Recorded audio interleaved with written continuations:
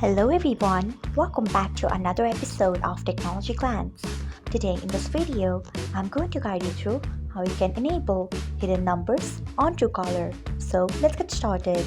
Firstly, open Truecaller app in your device. Then tap on three dots icon. After that, tap on settings. Next tap on block. Then scroll until you find hidden numbers. Then turn on it by tapping on it. So this is how you can enable hidden numbers on Truecaller. Thanks for watching. If you found this guide helpful, we would love it if you hit the thumbs up button below. We upload great new tech tutorials like this one every day, so do not forget to subscribe to our channel and hit the bell icon so that you'll never miss another update.